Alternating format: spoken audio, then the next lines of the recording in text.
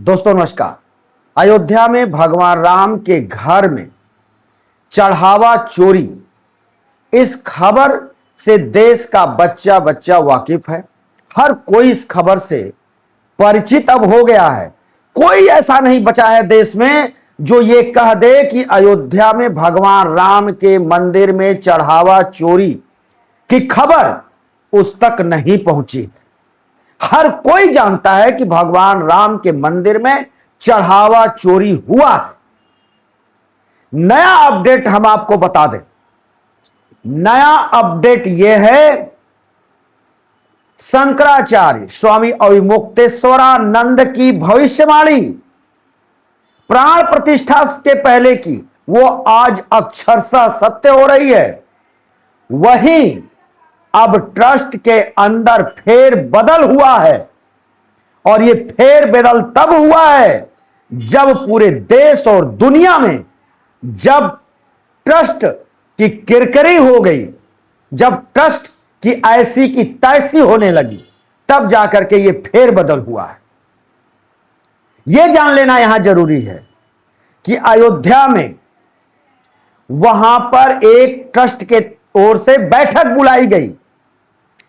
Trust के chairman नृत्य गोपाल दास की उपस्थिति में, उनकी अध्यक्षता में यह बैठक हुई, और इस बैठक में यह निर्णय लिया गया कि महासचिव चंपत राय और सदस्य अनिल मिश्रा को हटाया जा रहा है। यह निर्णय लिया गया।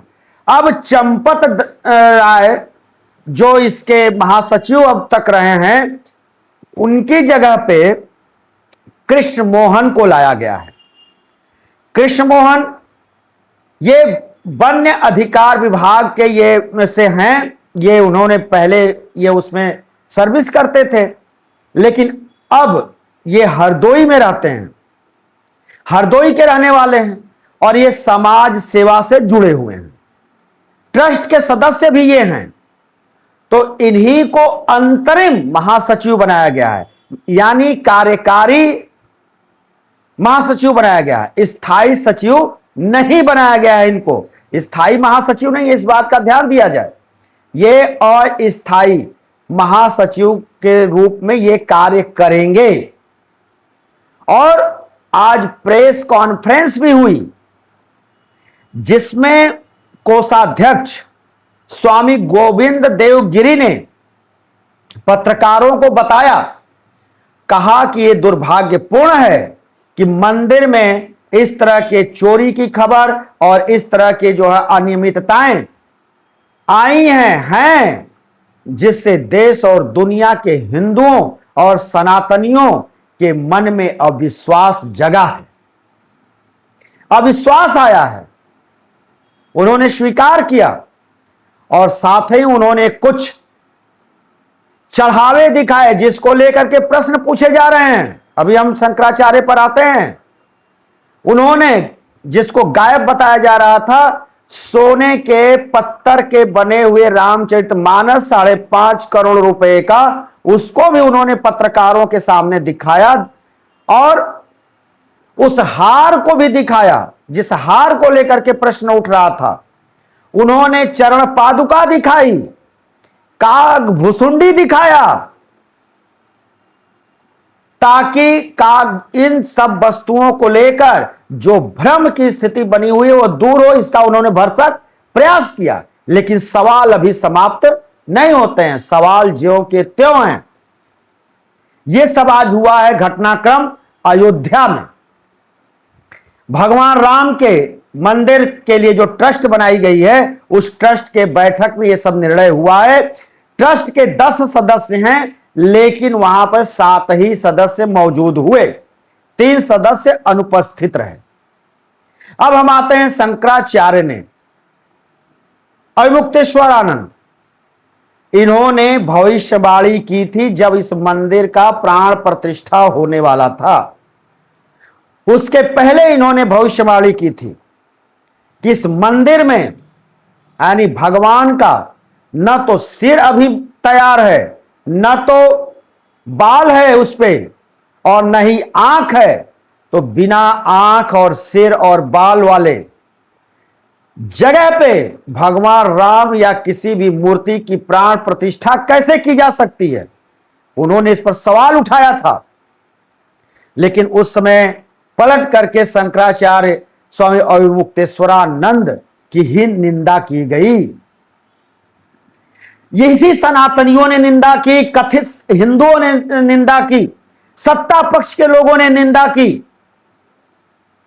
बनारस के विद्वान है गणेश्वर शास्त्री, जिन्होंने की वहां की स्थापना कराई, जिन्होंने की नींव डलवाया, उन्होंने भी निंदा किया। लेकिन आज सबके मुंह बंद हैं। मुंह इसलिए बंद है कि स्वामी अविमुक्तेश्वरानंद ने ताल ठोक करके कहा था कि इस मंदिर में भगवान राम विराज नहीं कर सकते, भगवान राम का अंश यहां पर नहीं आ सकता। और क्यों नहीं आ सकता, और क्यों नहीं भगवान राम का अंश उस मंदिर में आया? और आज ये सब कुछ हिंदुओं को, सनातनियों को देखना पड़ रहा है। हिंदुओं और सनातनियों का मान मर्यादा सब घटा है। सवाल उठ रहे हैं। हुआ ये कि जल्दबाजी में सरकार ने वहां पे सब कार्यक्रम किया। मंदिर का न तो शिखा बना था, न वहां ध्वज लगा था, और न उस मंदिर के ऊपर कलश लगे थे। लेकिन वहां भगवान राम की मूर्ति रख करके जल्दीबाजी में प्राण प्रतिष्ठा कर दिया गया। और हुआ फिर वही, कुछ ही दिन बीतते बीतते वहां पे जो ये चोरी का तांडव जो सामने आया, वो सब कुछ बिखेर कर रख दिया, सब चौपट कर दिया। और उसमें जुड़े हुए लोग जो खुद को अगुआ कह रहे थे, पूरा ट्रस्ट आज जो है बदनाम हो गया। साथ ही आरएसएस, विश्व हिंदू परिषद, भारतीय जनता पार्टी, ये तीनों के तीनों इनकी गरिमा धूल धूसरित हो गई। शंकराचार्य ने कहा था कि किसी भी मंदिर का जो शिखा होता है, किसी भी मंदिर का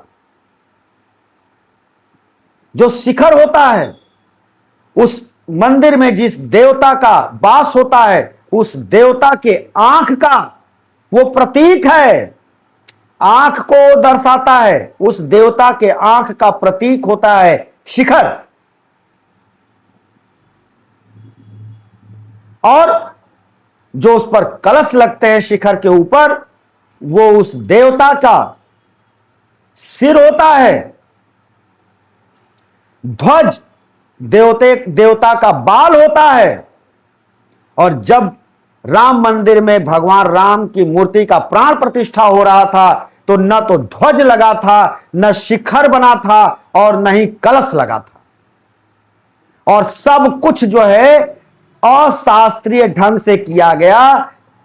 हमारे धर्म ग्रंथों की अवहेलना हुई, उनकी अनदेखी की गई, और यही अनदेखी भारी पड़ गई।